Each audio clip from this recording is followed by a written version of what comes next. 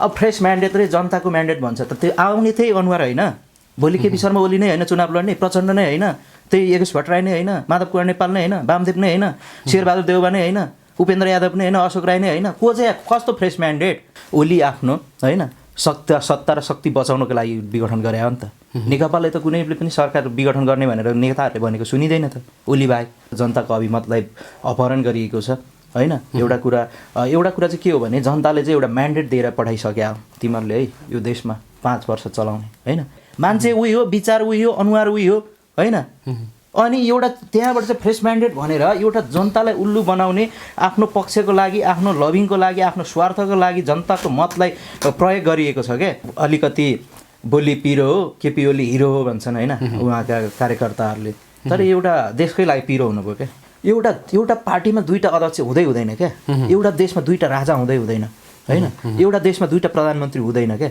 एउटा देशमा 2टा राष्ट्रपति हुँदैन क्या चुनावको बेला त त्यही प्रचार गर्ने हो नि त मदन भण्डारीकै कुराहरूलाई गर्ने हो पुष्पलालकै कुराहरूलाई प्रचार प्रसार गर्ने हो होइन ओलीको के छ भिजन होइन वामदेवको के छ भिजन माधव कुमारको नेपालको के छ भिजन हाम्रो दल चाहिँ निर्वाचनमा जान्छ निर्वाचनमा गइसकेपछि जनताको फ्रेस म्यान्डेट भन्छौँ यी कुनै पनि छन् यी चाहिँ यो नेताहरू छन् नि कुनै पनि रिपिट हुनु हुँदैन।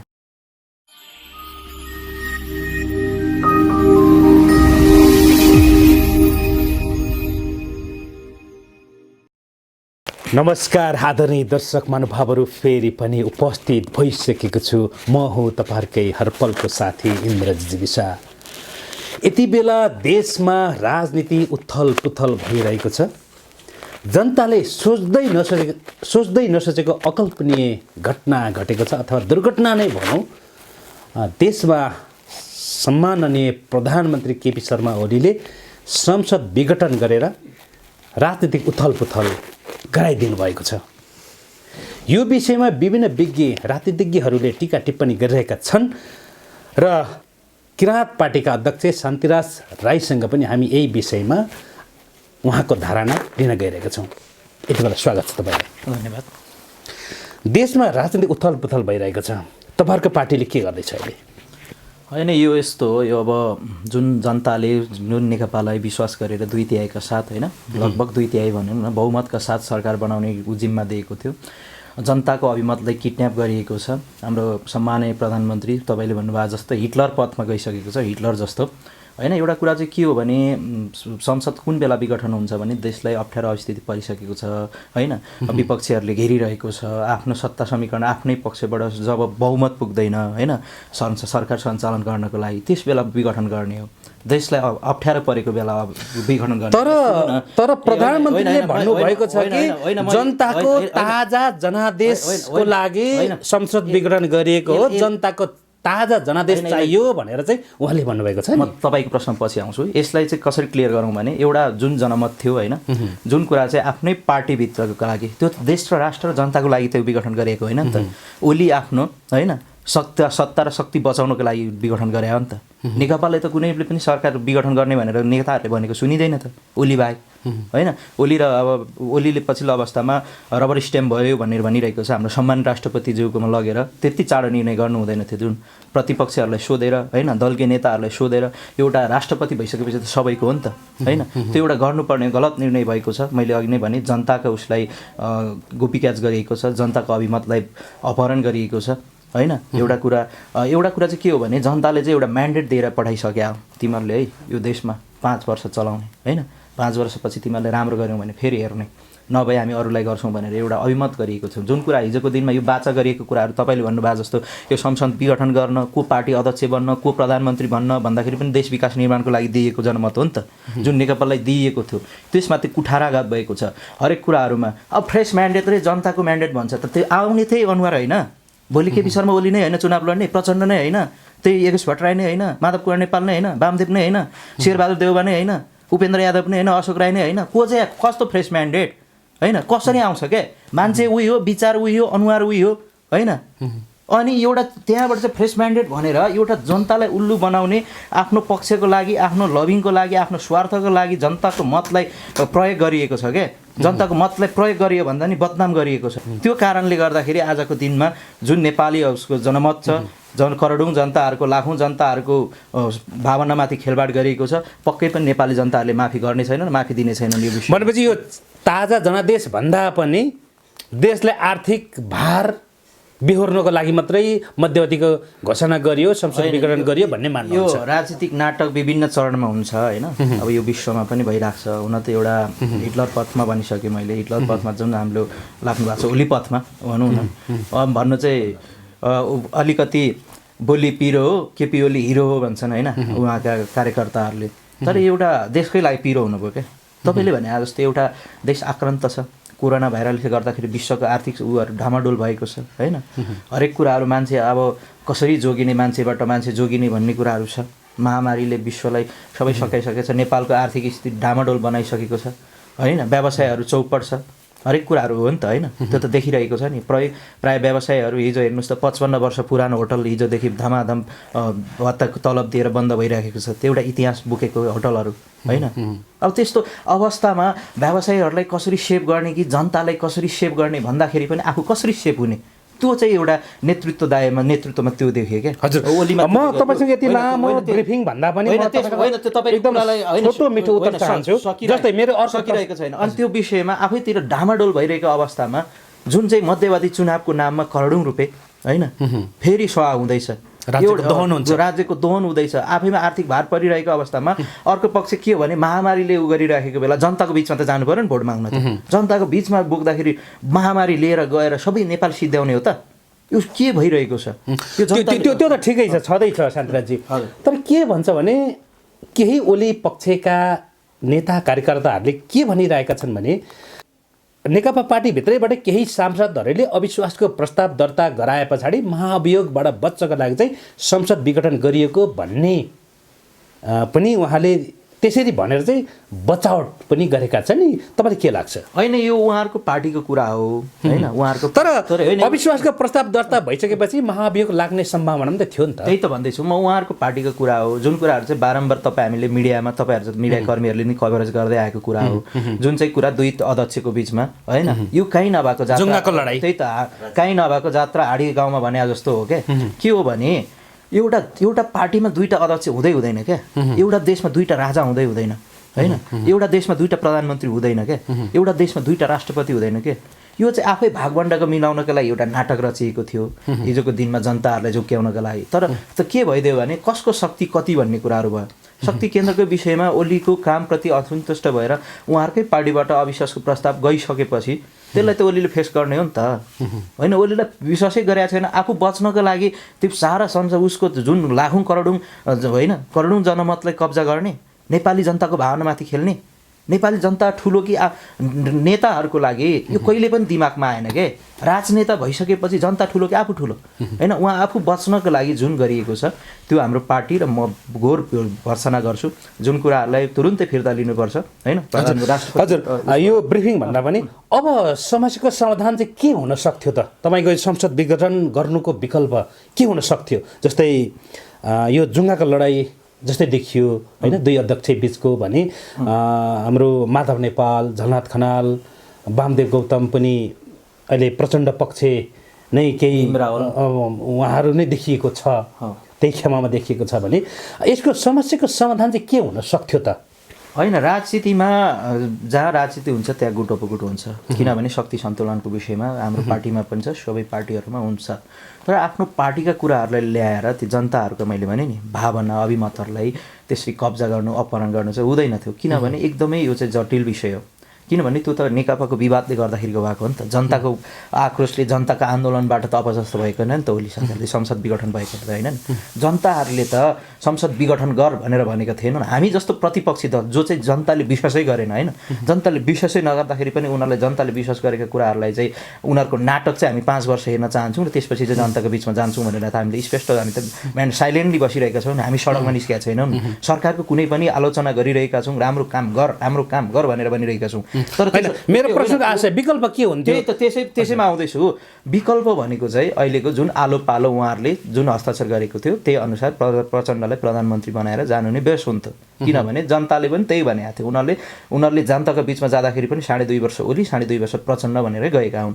त्यही जनताले पनि त्यही अनुसार नेकपालाई विश्वास गरेर भोट दिएको, त्यही अनुसार जाँदाखेरि राम्रो हुन्थ्यो। तर प्रचण्ड स्वयं आफैले प्रधानमन्त्री म बन्दिनँ तपाईँ नै बन्नुहोस् भनेर एकपटक कतै भनेको पनि होइन। त्यो उहाँको त्यही त यो उहाँको पार्टीको विषय हो। उहाँको पार्टीको विषय भएकोले मैले धेरै कुराहरू गर्न त जुन कुराहरूले हामीले देखेको कुराहरूले भन्ने हो। जस्तै एउटा कार्यकारी तपाईँ अब प्रधानमन्त्री मात्रै बनेर जानुहोस्, अध्यक्ष म सम्हालेर लान्छु होइन कि, अथवा अध्यक्ष म सम्हाल्छु तपाईँ चाहिँ उसमा म अध्यक्ष सम्हाल्छु तपाईँ प्रधानमन्त्री नै रहनु कि म भनेपछि ओलीले अध्यक्ष पद छोडेको हो भने यसको समाधान हुन सक्थ्यो भन्ने तपाईँको होइन। समाधान त त्यो त उहाँहरूकै नेताहरूले भनेको कुराहरू, उहाँहरूको आन्तरिक भित्री मनमा के कुरा थियो मलाई थाहा छैन। तर एउटा कुरा चाहिँ हामीले यति चाहिँ बुझ्नुपर्छ कि यो चाहिँ अप्राकृतिक मिलन भन्छ क्या। हुन त कम्युनिस्टको नाममा मिले यिनीहरू, तर एजेन्डा फरक हो नि त।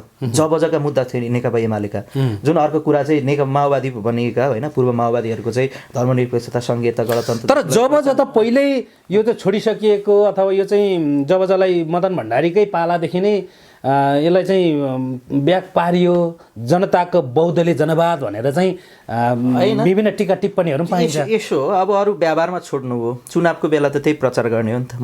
होइन मदन भण्डारीकै कुराहरूलाई उ गर्ने हो, पुष्पलालकै कुराहरूलाई प्रचार प्रसार गर्ने हो होइन। ओलीको के छ भिजन होइन, वामदेवको के छ भिजन, माधव कुमारको नेपालको के छ भिजन, सबै भिजनहरू त अहिले कम्युनिस्टको जबजा छैन। कुनै पनि कम्युनिस्टले जबजा मान्दैन। उनीहरूले त छोडिसके, जनताका बलले जनता भनेको छ। अर्को उसको चाहिँ सरबारा भनेर आउँथ्यो, माओवादीले पनि छोडिसक्यो होइन। एउटा कुरा चाहिँ के हुन्थ्यो भने अबको विषयमा उनीहरू यो एकदमै अप्राकृतिक यो चाहिँ मिलन भन्छु क्या म। प्रचण्ड र ओली एकै ठाउँ आउनुभएको पनि हामीलाई चाहिँ आश्चर्य लागेको थियो राजनीतिक रूपमा चाहिँ। यो चाहिँ के भइरहेको छ होइन, होइन केटा बिहे गरे जस्तो होइन, छोरी मान्छे बिहे गरे जस्तो एउटा हुन्छ नि अप्राकृतिक सम्बन्ध थियो क्या। अब ओली भन्छ बैलगाडा चढेर अमेरिका जानै हो भनेको संहिता भनेको भन्ने होइन, प्रचण्ड भनेको चाहिँ संहिता धर्मनिरपेक्षता यो देशको लागि हो, यो चाहिँ हो भन्ने कुरा कसरी मिलन भयो क्या। एउटा कुरा त त्यही व्यक्तिगत संहिता पनि खतरामा परेको देखियो। किन सबै कुरा यहाँ त जनताको भावना, जनताको उसने म्यान्डेटलाई, जनताको मतलाई नै अपहरण गरिसकेको छ त के खतरामा छ त क्या। यो कुरा कसरी विश्लेषण गर्नुहुन्छ यो अहिले संहिता खतरामा पर्यो अथवा पर्ने भयो, के छ तपाईँको विश्लेषण? संहिता त जनताले ल्याएको हो, जनताले उ गरेको, जनताले त्यो संहितालाई बदनाम गराउन, संहितालाई उ गर्ने कुराले त जनताले माफ गर्ने छैन। जनता सडकमा आइसकेको छ।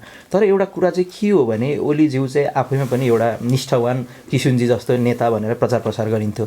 किनभने उहाँका होइन सन्तानहरू छैन, उहाँलाई केही पनि चाहिएको छैन। उहाँ आफै पनि 2 चोटि किडनी ट्रान्सप्लान्ट गरिसकेको मान्छे, उहाँले चाहिँ राज्यलाई सोध्छ धेरै भन्ने मान्छे थियो। दुखी बिरामीहरूको पनि के चाहना थियो भने हामी जस्तै बिरामी मान्छे हो ओली, उहाँले हामी जस्तो स्वास्थ्यमा केही परिवर्तन गर्नुहुन्छ भन्ने कुराहरू गरेको थियो। तर व्यक्तिभन्दा केही पर देखिएन क्या। व्यक्तिभन्दा एउटा ओली चाहिँ एउटा यस्तो असल हिरो भएर होइन, कम्युनिस्टको एउटा यस्तो नामी उ भएर एउटा इतिहासमा ल्याम देखाउने बेला एकदमै बदनाम र गुमनाम भएर जाँदैछ। किनभने यो त जनताले माफ गर्ने छैन। तर एउटा कुरा चाहिँ नेपाल जनता पनि सचेत हुनुपर्ने अवस्था आएको छ है। तर यो माफ गर्ने छैन भनियो, माफ गर्दै गर्दाखेरि भोलि जितेर त्यही अनुहारहरू आयो भने यो देश परिवर्तन हुँदैन। त्यही हो, लडाइँ त्यही हुन्छ, जुङ्गाको लडाइँ रहिरहन्छ, त्यसै बिचमा चलिरहन्छ होइन, वारपार भइरहेको छ। तर यी जे जति पनि छन् यी आज देशलाई घात गर्ने मध्यवर्ती निर्वाचनमै जाउँ क्या। इट्स ओके, घोषणा भइसक्यो। अब सर्वोच्चले एउटा कानुनी प्रक्रियाहरू छन्, कानुनको पनि आफ्नो आफ्नो परिभाषा छ। एउटा ओली पक्षधर कानुन व्यवसायीले एउटा ढङ्गले बहस गरिराख्नु भएको छ, अब प्रचण्ड पक्षधरहरूले एउटा बहस गरिराख्नु भएको छ।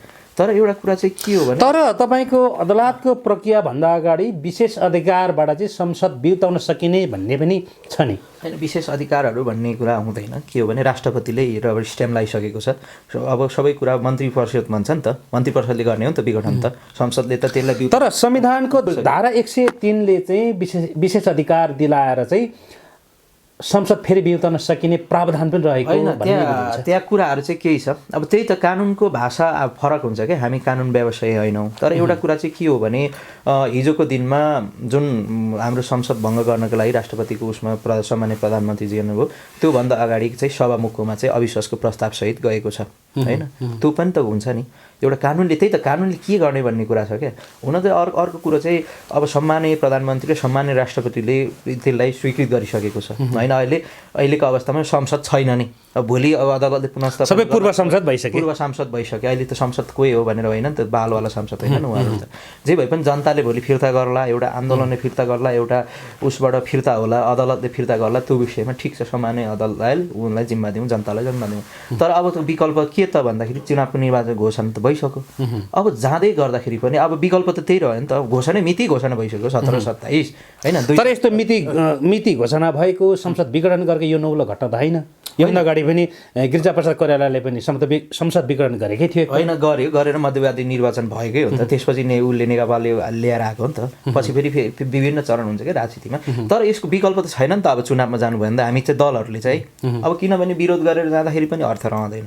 हामी पहिला पनि हामी लोकतन्त्रको सुन्दर पक्ष मान्छौँ चुनाव। हामीले त महिना दिनमा भइदियो भने राम्रो हुन्थ्यो, राज्यलाई भार नपर्ने हो भने होइन, फ्रेस म्यान्डेटहरू ल्याइराख्नु पाए राम्रो हुन्थ्यो। तर एकदमै तपाईँले भन्नुभएको अघिको प्रश्नमा चाहिँ के छ भने राज्यलाई चाहिँ एकदमै आर्थिक भार चाहिँ पर्ने हो एकदमै। त्यो एउटा कोरोना भाइरसले गर्दाखेरि विश्व आक्रान्त भइराखेको बेला, नेपाल आफै आक्रान्त भइराखेको बेला एकदमै दयनीय अवस्था हुने भयो। सही अब यो भोकमरी लाग्ने स्थिति हुन त आँट्यो होइन।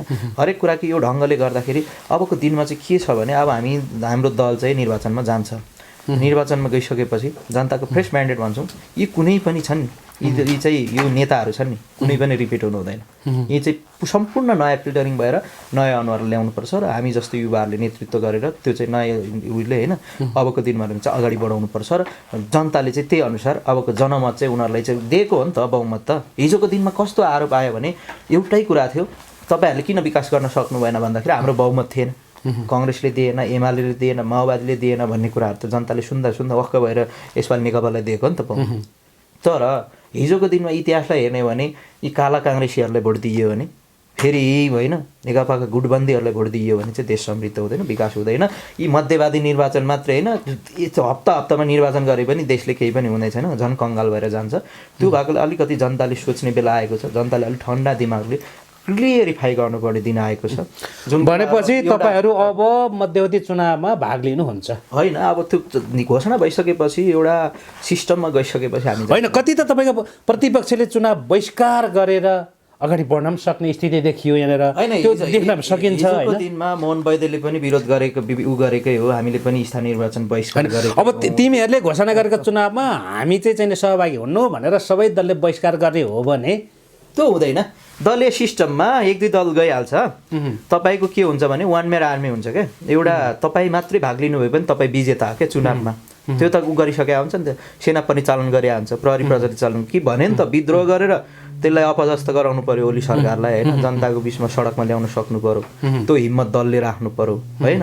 नभए म चुनावमा भाग लिन्न भनेर च्याखे थाप होइन। म चाहिँ यो एउटा फेरि अर्को मलाई एउटा प्रश्न चाहिँ जन्मेको क्या मेरो मनमा लागिराखेको, यो प्रतिपक्ष दलहरू चाहिँ चुनावमा जान किन डराइराखेको छ क्या। नेकपा फुल्टो झन् रमाइलो हो नि त होइन, उनीहरूको छिन्न भिन्न भयो, काङ्ग्रेसलाई फाइदा तर समाजवादीलाई फाइदा हो, तर हामीलाई फाइदा हो। नेकाको केन्द्रीय सदस्य गगन थापाले भन्नुभएको छ काङ्ग्रेस चुनावमा जान डराएको होइन, तर जनताले दिएको प्रत्यक्ष जनमतको यो अपमान भयो होइन भनेर चाहिँ हामीले भनेका छौँ भन्नुभएको छ। होइन, एउटा प्रतिपक्षी हामी दल भएको हैसियतले म के भन्छु भने ठिक हो, 5 वर्षमा उनीहरूको धेरै नाटकहरू हेर्नु थियो होइन। 2.5 वर्षमै देखाइदियो क्या, लगभग 2.5 वर्ष त भयो, 2.5 वर्षमै देखायो। हामी चाहिँ यो नाटक 5 वर्षमा हेर्न चाहन्थ्यौँ, जनताहरूले पनि हेर्न चाहन्थ्यो यो कति नाटक गर्न सक्दो रहेछ होइन। हाम्रा धुर्मु सुन्तलीहरूभन्दा कति राम्रा नाटक गर्दो रहेछ होइन, हाम्रो माग्ने बुढाहरूभन्दा कति राम्रो नाटक गर्दो रहेछ, कति दिन कमेडी गर्ने रहेछ भनेर हामी प्रतिपक्ष दलहरूले हेरिरहेका थियौँ। हामीले डराएका छैनौँ क्या।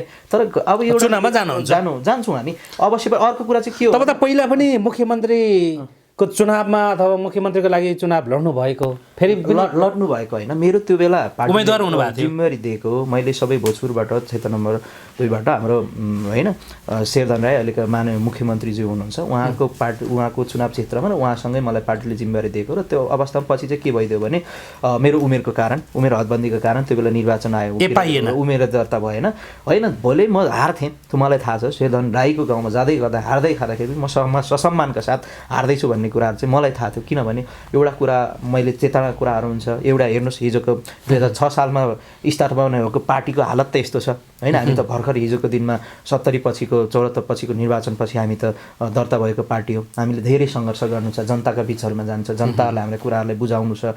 त्यो भएको कारणले हामीले अहिले नै चुनाव जित्छौँ भन्ने कुराहरू पनि छैन। तर एउटा कुरा चाहिँ के हुन्छ भने नसोचेको घटनाहरू राजनीतिमा हुन्छ।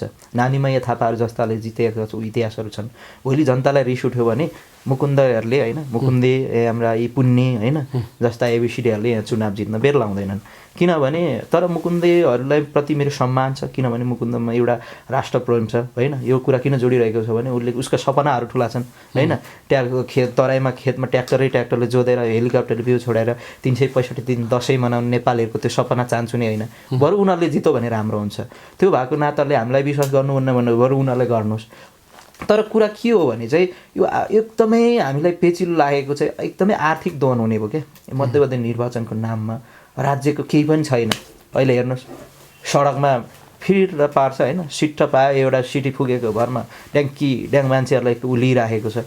त्यो त एउटा कर उठाइराखेको छ। त्यो करलाई चाहिँ सही सदुपयोग भइरहेको छैन क्या।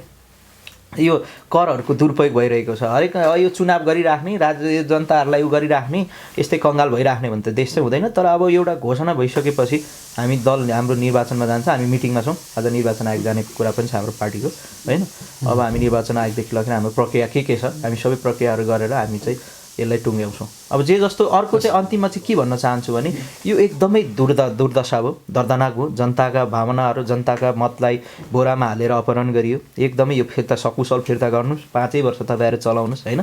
5 वर्ष अब 2.5 वर्षपछि सँगै चुनावमा जाउँ होइन। हामी पनि दल भएको नै त्यो हैसियतले हामी पनि चुनावी एजेन्डा हाम्रो घोषणापत्रहरू लिएर सँगै जाउँ। त्यो बेला हामीलाई जनताले विश्वास गर्ने कि तपाईँहरूले काम गर्नु भने तपाईँले नै गर्छ होइन। त्यो त देखिरहेको छ विश्वको राजनीतिक क्रममा। तर तपाईँहरूले यस्तै हरकत गर्ने हो भने चाहिँ एकदमै यो नेपालको राजनीतिको एउटा कालो दिन हो हिजोको दिन होइन। त्यो चाहिँ एउटा कालो दिन भएको छ। यसलाई चाहिँ अब तर एउटा के भन्छ भने दल भइसकेपछि निर्वाचनभन्दा अर्को विकल्प हुँदैन। ब्यालेट कि बुलेट हुन्छ। हामी बुलेटको राजनीतिलाई मान्दैनौँ, बुलेटको हत्या हिंसालाई हामी प्रश्रय दिँदैनौँ। ब्यालेटमै जान्छौँ र मध्यवर्ती घोषणा भएको हाम्रो आलोचनात्मक ढङ्गसहित हामी निर्वाचनमा भाग लिन्छौँ। हस्, यहाँ विचारका लागि धेरै धेरै धन्यवाद। समय तपाईँहरूको पनि महत्त्वपूर्ण समयको लागि धन्यवाद।